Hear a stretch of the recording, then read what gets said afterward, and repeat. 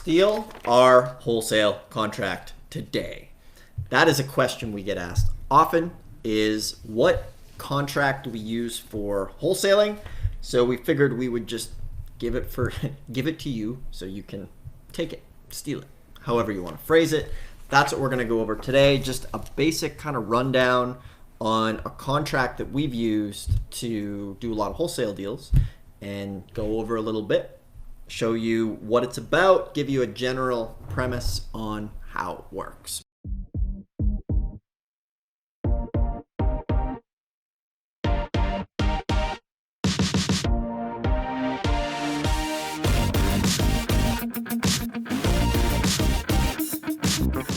I'm Dustin. I'm Josh. I'm Corey. We are the Wholesale Daily Show, bringing you tips and tricks on wholesaling, fixing and flipping, virtual real estate investing, a little bit of tax deeds, and real estate in general. We do a lot of deals, and we share with you our ups and downs and what you can take away from it. And as you'll notice, the sun is out, and you can always tell how hot it is based on the gun show. The gun show. Let's zoom in on those guns here really quick. Oh yeah. Oh yeah. Those guns. There you go. Right Live there. zoom. Right there. Live zoom. Wow. The comments. This will be our first video where we're gonna get comments that are gonna be. Who knows what they're gonna be? Yeah. So this is our contract. We've actually had this thing curated by one of our attorneys. And what we're saying is to steal this contract, but don't use it in your state. Use it to have someone look over it and make sure that it's compliant for where you are, okay? We're not attorneys, but we've had our contract specifically made for us, but it can be a starting point, as the contract that we morphed Sorry.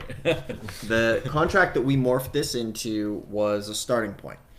And that's what we want to give to you. You can look it over, and remember, if you're going to be serious about this, you're going to need a real estate attorney to look it over and make sure it's good. Because I told the story about how on my very first wholesale deal, I went to the seller, got it under contract, used the contract with the buyer, and then took my signed contracts to the attorney, and he laughed at me and said, "Where the hell did you get these? These are garbage. They are totally not going to work."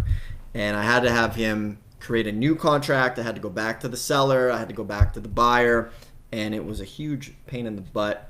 But luckily, I pulled it off and got it done. So an ounce of prevention here will save you a couple pounds of cure. So these contracts can be a little overwhelming sometimes. There's a lot. We try to make it simple.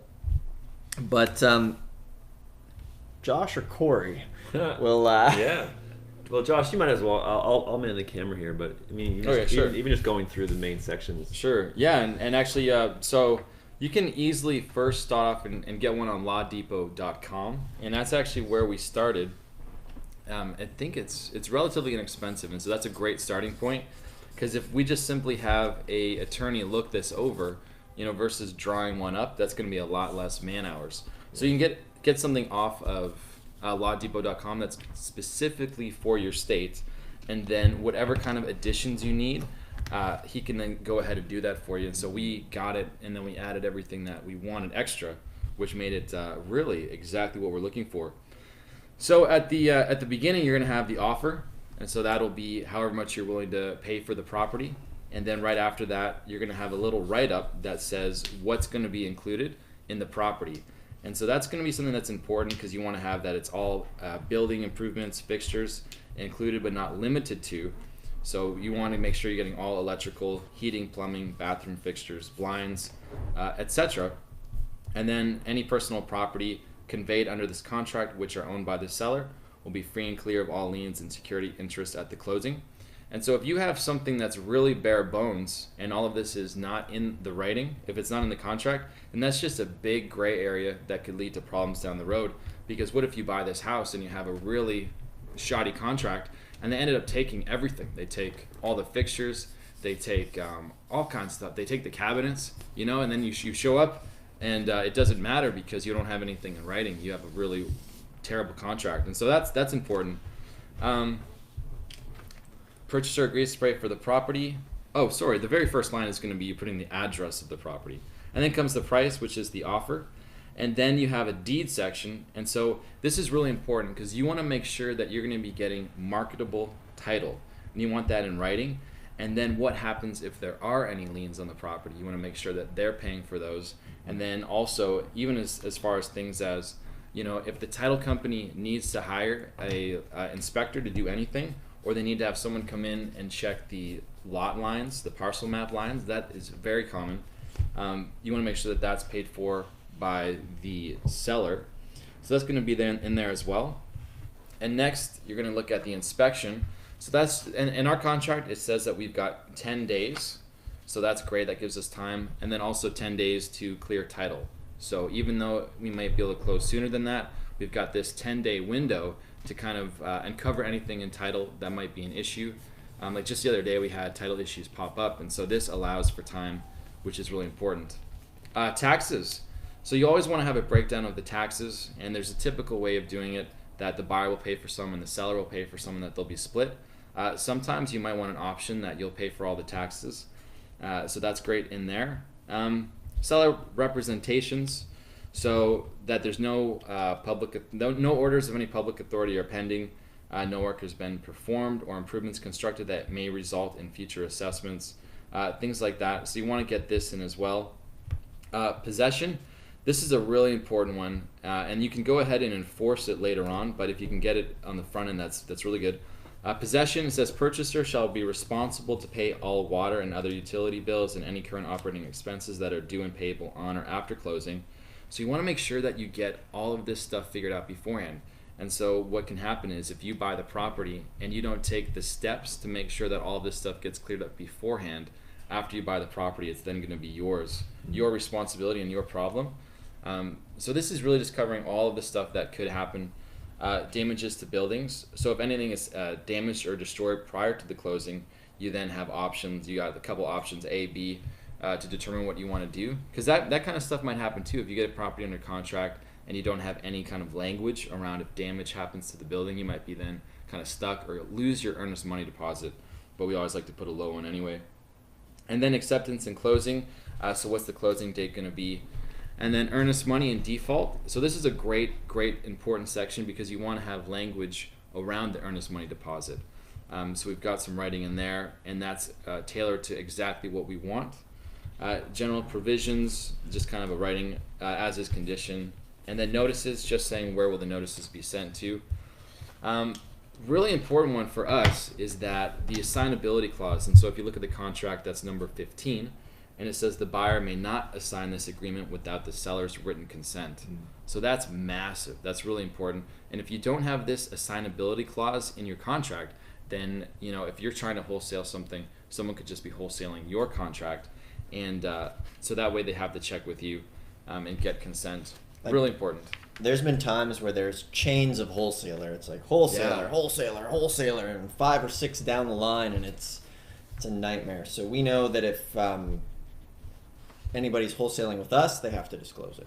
Yeah, which is crazy to think that someone could hold. Yeah, that happened to us. I think it was 2 wholesale, 2 people. Yeah, which is so wild. That's so shocking too. It's like, what? Yeah. Yeah. That happened. And then just signatures, and then you also have an inspection addendum, which is going to be really, really good. And so this is going to go into depth. Remember we talked about that period after that you have to inspect. So then this is going to go through, and you'll disclose any defects in the property. And so this is important for the seller to do so, and this is going to protect you, because if they know about something and they don't disclose it, then that's grounds for you to go back and try and get that resolved. And then if there's anything that needs to get repaired before you buy, you can address this here. But because most of the deals you're probably going to do are going to be as is, this is not going to be as important. So it's not too important, because when you are buying it as is, I mean, you might just write, oh, you're buying it as is. And then there's a lead warning statement, and that's just very typical and standard. You're just going to sign that. So if you are going to be spending a lot of money, it's great to have an inspector get in there and make sure that there's not any lead-based paint issues, because you're always signing off on that if it's a property prior to 1978, which is what we do a lot. So you just want to make sure that you're not having any issues there. And that's like pretty much it. That's kind of a quick overglance, a quick look at it. Any other thoughts, fellas?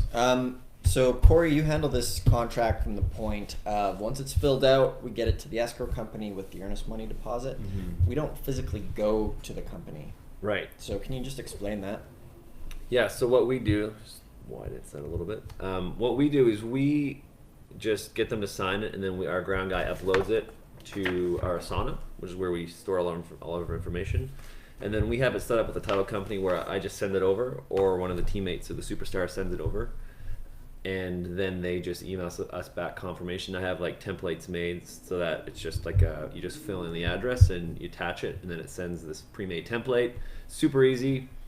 And then they usually get back to us within like 4 to 5 business days about title problems. Now, I will say that we've worked with title companies in the past that have been not as organized as we would have liked, but this new title company that we have is like super organized, and they're really proactive in what they're doing. So we don't need to remind them to do the things that they should be doing, and they take steps ahead of what, like for instance, last week they emailed us about this property, and it had there was like something with the deed that was wrong, and then there was also I forget exactly what happened. Oh, there's a judgment for taxes. Judgment for taxes, right. And so then they emailed and let me know, and then before I could email, like I told our team about it, and then by the time I went back and checked, they had already emailed me back again saying that it's they have like a request in, and they contact, there was 2 people entitled too, that's what it was. There was one more person that needed to sign, and then they had already told that person that they need to be at closing as well. So they were just super proactive, and it makes life so much easier. What are we doing to get the earnest money deposit to them? We send a check through the mail. So through our B of A account, Bank of America, which I don't think I'd recommend them as a bank. I don't know. Maybe not. Hopefully someone's watching and they can upgrade our account. But if you're a foreign investor, it's great for sending wires, definitely, because if you we're in Canada, right, and so we can send wires directly from online banking, which is why it's super helpful for us. Yeah. I often wonder if different banks would be better at that, though. Yeah. I have bank envy sometimes. Or spend a lot of frustrating hours on the phone with the bank. But yeah, we send it. We just do a bill. It's called bill pay. So we add them to our bill pay.